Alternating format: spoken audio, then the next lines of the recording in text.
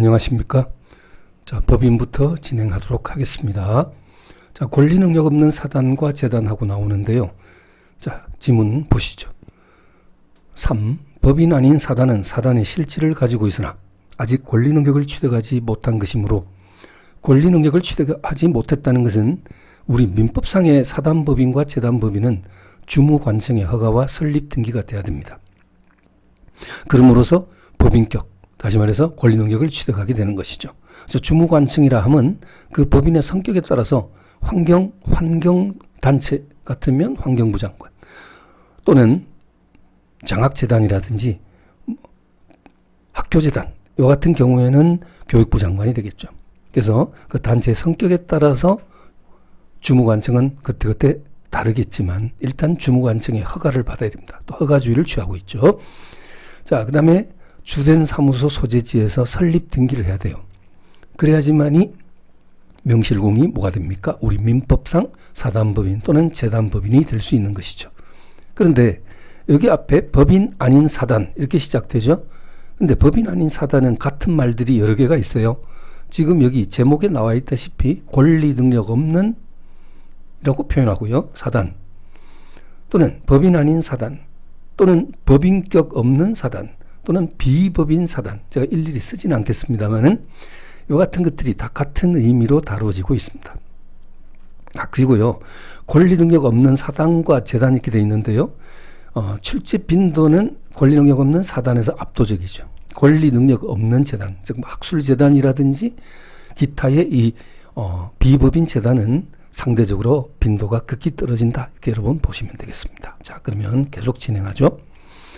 자, 따라서 권리 능력을 취득하지 못한 것이기 때문에 법인 아닌 사단의 사원은 집합체로서 재산을 소유할 수 없고, 근데 벌써 틀렸죠? 틀렸습니다. 재산을 소유할 수 없고가 아니고 총유 재산, 총유 형태로서 소유하고 있다. 우리 물권법상에서 가면 공동소유 형태 중에 공유, 합유, 총유가 있는데 총유, 여기 여러분 해설 좀 참조하십시오. 법인 아닌 사단의 사원이 집합체로서 물건을 소유할 때는 총유를 한다 이렇게 되어 있습니다. 총유는 여러분 지분이 없습니다. 공유나 합유는 분명히 지분이 존재하지만 구성원들이 지분을 갖고 있지만 총유는 지분이 없다. 다시 한번 구체적인 것은 물권법에서 자세히 또 보도록 하겠습니다. 자, 그 다음에 법인 아닌 사단은 대표자가 있더라도 그 사단의 이름으로 소송의 당사자가 될 수 없다 했는데 여기서 소송의 당사자라는 것이 바로 당사자 능력, 즉 원고나 피고가 될 수 있는 어떤 능력, 이것을 말하는 것이죠. 우리 민사소송법 52조에 의하면 법인 아닌 사단도 대표자나 관리인이 있을 때는요. 그 사단이나 재단 이름으로 당사자 능력을 갖는다는 겁니다. 즉 소송의 당사자가 될 수 있습니다. 네, 그렇습니다. 여기 밑에 해설도 여기 나와 있죠. 참조해 주시기 바랍니다. 자, 그 다음에 종중 또는 문중. 자, 우리 종중, 문중은 일정한 후손들의 집합체죠. 공동선조를 모시고 있는 후손들의 집합체인데 종중, 문중 거의 같은 개념이죠. 다만 이제 규모가 좀 크고 작고의 차이는 있겠지만은 같은 개념으로 보시면 되겠습니다. 그래서 이와 같이 종중 또는 문중과 같이 특별한 조직 행위 없이도 자연적으로 성립하는 일정한 후손들로서 조직됨으로써 자연적으로 성립하는 하나의 단체죠. 따라서 이런 예외적인 사단이 아닌 한, 자연적으로 성립하는 이런 경우가 아닌 한 법인 아닌 사단이 성립하려면 사단으로서의 실체를 갖추는 조직 행위는 갖춰야 된다는 겁니다. 그렇습니다. 그래서 그것을 이제 표현하고 있고요. 옳은 표현입니다. 역시 다음 지문도 마찬가지입니다. 자, 그 다음에 법인 아닌 사단과 여기 구별 보시면 민법상 조합이라고 나와 있는데 여러분 이 조합은 자, 오해가 없어야 됩니다. 우리 농업협동조합, 축산업협동조합 하는 이런 조합은요, 명칭이 조합이라는 명칭을 붙이고 있어도 실체가 뭐냐면 사단입니다. 하나의 법인이죠. 따라서 여기서 의미하는 조합은, 민법상 조합은 채권법에 나오는 15개 계약 중에 하나인 조합계약에 의해서 형성된 단체를 말하는 것이죠. 그래서 조직이 상대적으로 규모가 작습니다. 한마디로 말해서 동업관계, 동업계약 체결해가지고 형성된 그 같은 구성원의 조직, 이걸 뭐란다? 조합이다. 조합체다. 이렇게 표현할 수 있어요. 그렇죠. 그래서 동업관계하면 뭐 둘이서 할 수도 있고 3명일 수도 있고 많으면 가벌병정무 한 5사람 정도 될 수도 있겠지만 대체적으로는 상대적으로는 법인 아닌 사단에 비해서는 그 단체성의 강약을 기준으로 구별하는데 단체성이 약하죠. 네, 그래서 여기 끝에 보면 비법인 사단과 구별함에 있어서는 일반적으로 단체성의 강약을 기준으로 판단한다. 이렇게 표현. 자, 출제 빈도 좀 약합니다. 2018년 법무사 시험에 나오긴 했습니다만은 반복 가능성은 대단히 약하죠. 네. 그래서 조합 계약에 의해서 만들어진 조직, 이게 조합이다 그랬었죠. 채권법 15개 계약 중 조합 계약, 그죠? 자, 이렇게 해서 형성된 재산을 우리는 뭐라고 하죠? 합유 재산이다. 합유. 그래서 지분은 존재합니다. 그런데 그 지분 처분은 나머지 조합은, 다시 말해서 나머지 합유자 전원의 동의를 얻어야 지분 처분이 가능합니다. 역시 물권법에 가서 보도록 하겠습니다. 자, 그 다음에 지문을 바꾸어서 법인 아닌 사단. 자, 여기 법인 아닌 사단에 대해서는 민법의 사단법인에 관한 민법 규정 가운데서 법인격을 전제로 하는 것을 제외하고는 이를 유추 적용한다. 따라서 법인 아닌 사단은 법인격이 없습니다. 권리 능력이 없습니다. 그런데 우리 민법상 사단법인은 분명히 권리 능력이 있습니다. 따라서 법인 아닌 사단, 즉 비법인 사단도 민법상 사단법인의 규정을 그대로 따르는데, 유추 적용하는데 단 뭐만 빼고 반드시 법인격을 갖추고 있어야 한다는 법인격을 전제로 하는 사항만 빼고서는 그대로 유추 적용된다. 됐죠? 자주 나오는 지문이니까 주의하시기 바랍니다. 자, 밑에 해설에 밑줄을 제가 미리 쳐 두었습니다. 네, 이것도 중요하죠. 이 판례도 중요한데, 비법인 사단의 대표자가 행한 타인에 대한 업무의 포괄적 위임, 이 포괄적 위임이 가능하다는 형식으로 출제되면요, 틀리는 겁니다. 비법인 사단이든 아니면 우리 민법상의 사단법인이든 뭐 사단법인의 대표기관인 이사가 대리인을 두면서 그 대리인에게 그 법인 사무에 관한 포괄적인 위임을 했다라고 한다면 이것은 그 효력이 미칠 수가 없어요. 효력이 발생하지 않습니다. 그럼 어떻게 해야 되냐? 특정 사무에 한해서 위임할 수 있어요. 우리 민법상 사단법인의 이사, 임시이사, 특별대리인, 청산인, 직무집행대행자 같은 이런 대표기관 있잖아요. 이런 대표기관이 당연히 임의대리인 둘 수 있거든요. 업무가 바쁘고 내부의 사무를 관할하고 수행하고 대외적으로 법인을 대표 행위를 하다 보면 바쁘잖아요. 그러니까 임의대리인을 둘 수 있는데, 수권에 의해서. 근데 그 임의대리인에게 줄 수 있는 권한 정도는요, 포괄적인 권한은 부여할 수 없습니다. 특정 사무에 한해서 대리권을 줄 수 있습니다. 즉 위임 계약에 하면 위임할 수 있습니다.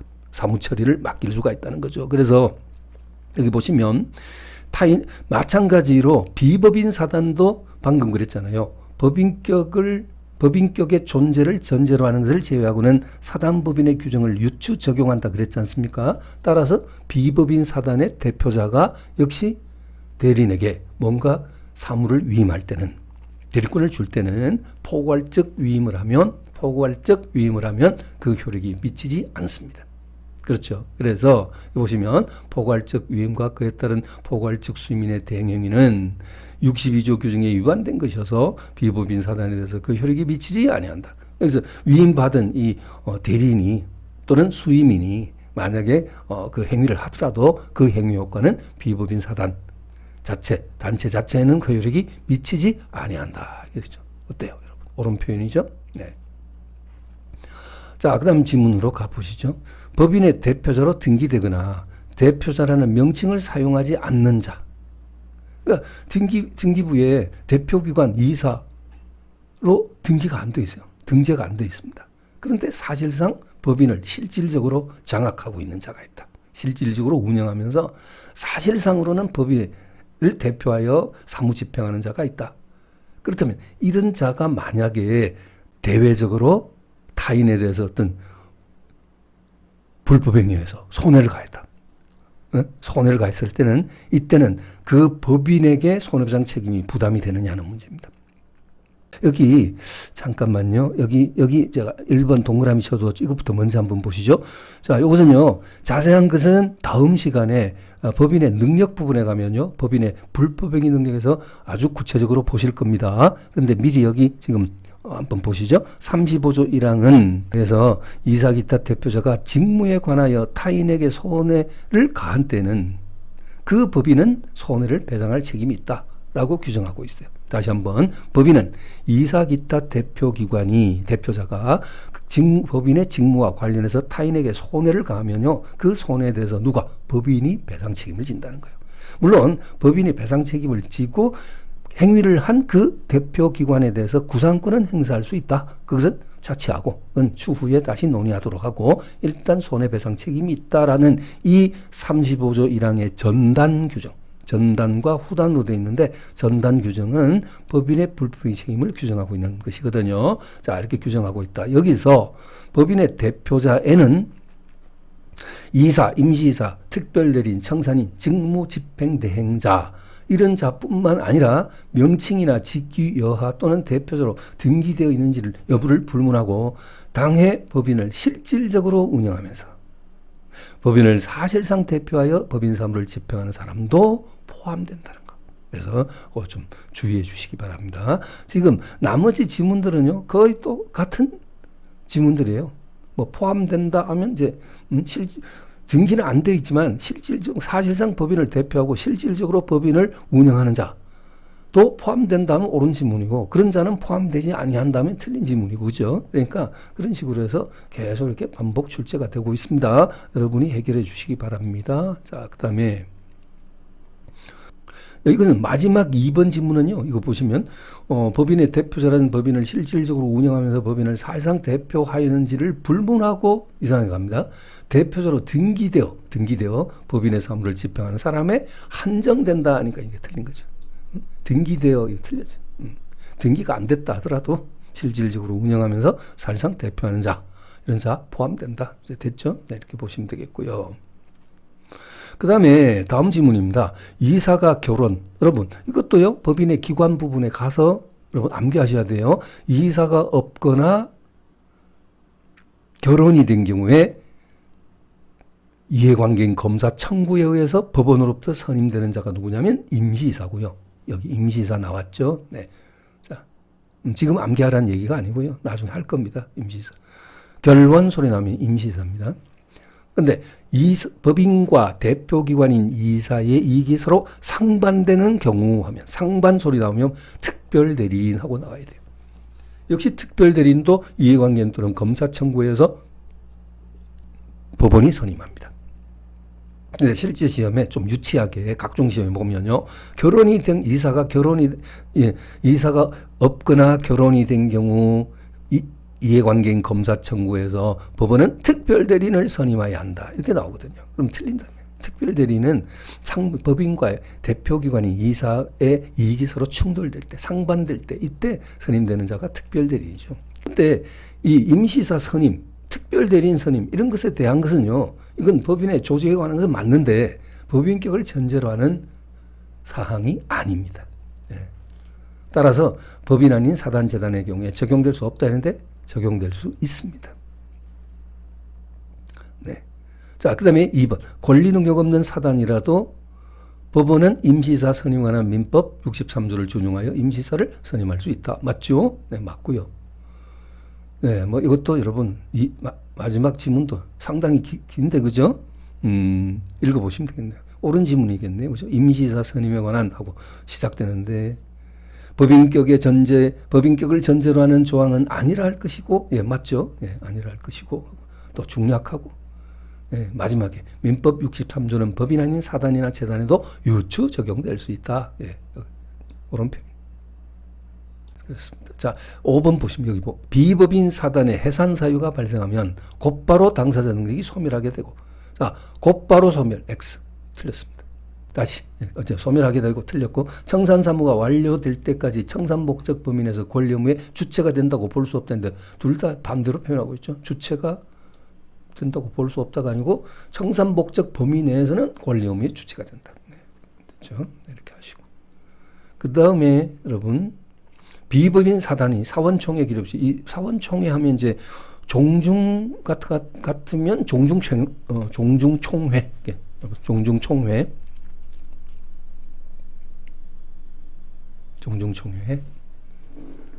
문중 같으면 뭐 문중회 뭐 교회 같으면 교인총회가 있겠죠 또 그렇죠. 그것이 비법인 사단의 민법상 사단법인의 사원총회와 같은 성격이다 이렇게 이해하시면 되겠네요. 그죠? 종중총회 교회의 교인총회 그렇습니다. 그래서 다시 비법인 사단이 사원총회 기록 없이 총유재산에 대한 보존행위로서 제기한 소송 특별한 사정이 없는 한 소재기에 관한 특별수견을 결하여 부적법하다. 사원총회 총회 결의가 반드시 있어야 돼요. 우리가 총유재산은요. 판례에 의하면 보존행위부터 총회 결의가 필요합니다. 총유재산은 보존행위부터. 통상 공유나 합유재산은요. 보존행위는 각자 단독으로 할 수 있어요. 제한이 없습니다. 보존행위가 뭡니까? 현상을 잘 유지하는 행위거든요. 그렇지만 현상을 잘 유지하는 행위예요. 뭐 수선을 한다든지. 그렇지만 예를 들면 종중에 선산이 비가 많이 와가지고요.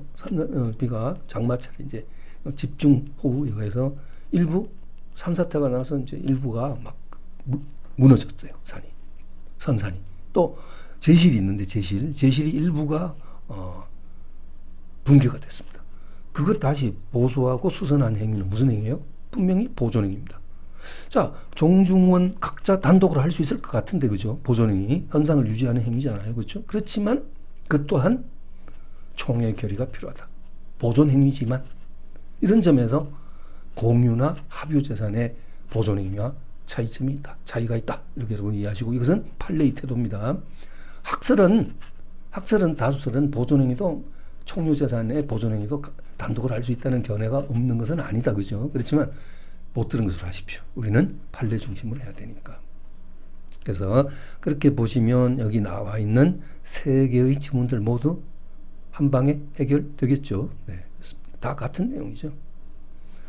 법인 아닌 사단인 종중의 대표자 또는 구성원의 일부는 느낌 안 좋습니다. 자, 종중재산에 대한 보존행위로서 소송을 하는 경우에 종중총회의 결의를 거칠 필요 없이 X. 단독으로 할 수 있다? 틀렸죠? 네, 했습니다. 네, 이렇게 이제 보시고요.